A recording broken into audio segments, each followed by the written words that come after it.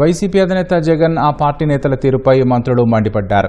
Hit and run కేసులో మనిషి ప్రాణాలు కోల్పోయిన ఘటనలో మృతుని కుటుంబాన్ని విమర్శించి నిందితుల కుటుంబాన్ని పరామర్శించడానికి వెళ్లిన జగన్ తీరు అమానవీయ ప్రవర్తనకు నిదర్శనమని మంత్రి లోకేష్ మండిపడ్డారు. అది పరామర్శ కాదని, నేర మనస్తత్వానికి పరాకాష్ట అని లోకేష్ ట్వీట్ చేశారు. జగన్కు సీదిరి అప్పలరాజును కలవాలని లేదని, ములాఖత్ వేళలు తెలిసి కూడా సమయానికి వెళ్లకుండా రాజకీయం చేయడం సరికాదని హోంమంత్రి వంగలపూడి అనిత అన్నారు. పరామర్శల పేరుతో రాజకీయ డ్రామాలు, బల ప్రదర్శనలు చేయడం జగన్ రెడ్డి నైజంగా మారిపోయిందని మంత్రి అచ్చెన్నాయుడు విమర్శించారు. శ్రీకాకుళంలో విధుల్లో ఉన్న మహిళా పోలీసులపై ఆ పార్టీ నాయకులు ప్రవర్తించిన తీరు అత్యంత హేయమైనదని ఖండించారు.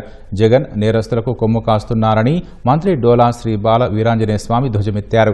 బాధిత కుటుంబాన్ని పట్టించుకోకుండా హత్య చేసిన వారిని పరామర్శించడం ఏంటని ప్రశ్నించారు. డ్యూటీలో ఉన్న ఆడబిడ్డకు జరిగిన అవమానాన్ని మంత్రి కొల్లు రవీంద్ర తీవ్రంగా ఖండించారు. మహిళలపై ద్వేషంతోనే ఆయన తల్లి, చెల్లిని వెళ్లగొట్టారని అన్నారు. మహిళపై వైసీపీ నేతల అమానుష ప్రవర్తనకు జగన్ ఏం సమాధానం చెబుతారని నిలదీశారు. ములాఖాతులన్నీ 4:30 కల్లా క్లోజ్ అవుతాయనే సంగతి తెలుసు. అయినప్పటికీ కూడా ర్యాలీలు చేసుకుని సిద్దిరప్పలరాజు అనే వ్యక్తిని పరామర్శించడానికి వెళ్తున్నానని చెప్పి పెద్ద డ్రామా ఆడి ఒక ప్రతిష్టాత్మకమైన విజయనగరం భోగాపురం గ్రీన్ఫీల్డ్ ఎయిర్పోర్ట్ ప్రారంభోత్సవం కాబోతుండగా ఒక పెద్ద డ్రామాకి తెరలేపుదామని చెప్పేసి వెళ్ళిన ప్రక్రియ.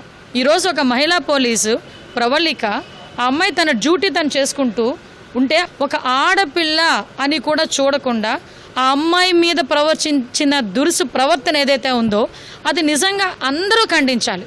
ఎక్కడ పడితే అక్కడ చేతులేసి చేతులతో పాటు ఆ అమ్మాయిని తొయ్యటం, అందరూ కూడా అమ్మాయిని చుట్టుముట్టి ఆ అమ్మాయి మీద చాలా జుగుప్సాకరమైన ప్రవర్తన చేయటమే కాకుండా ఆ అమ్మాయిని అంత ఇబ్బంది పెడతా ఉంటే దాని గురించి మాట్లాడడం మానేసి ఈరోజు ఒక నిందితుడిని పరామర్శించడానికి అక్కడికి వెళ్ళి తిరిగి చంద్రబాబు నాయుడు గారి గురించి తప్పుడు మాటలు మాట్లాడే పరిస్థితి. 18 ఏళ్ల కుర్రాడు యాక్సిడెంట్ చేస్తే కేసు కడతారని మాట్లాడతాను. అంటే కేసు కట్టరా? యాక్సిడెంట్ చేస్తే కేసు కట్టరా?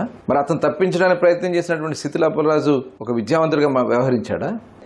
ఆడబిడ్డ మీద జరిగినటువంటి మరి అక్కడ మీ వైఎస్ఆర్ పార్టీ నాయకులు అమానుషంగా ప్రవర్తించిన దానికి మీరు ఎందుకు ఖండించరని చెప్పి నేను అడుగుతాను. ఈరోజు మీరు దొంగల్ని వెనకేసుకొస్తా ఉన్నారు, కూనీకోరులు వెనకేసుకొస్తా ఉన్నారు, రౌడీ షీటర్లు వెనకేసుకొస్తా ఉన్నారు. ఇదేం సంస్కృతి జగన్మోహన్ రెడ్డి గారు?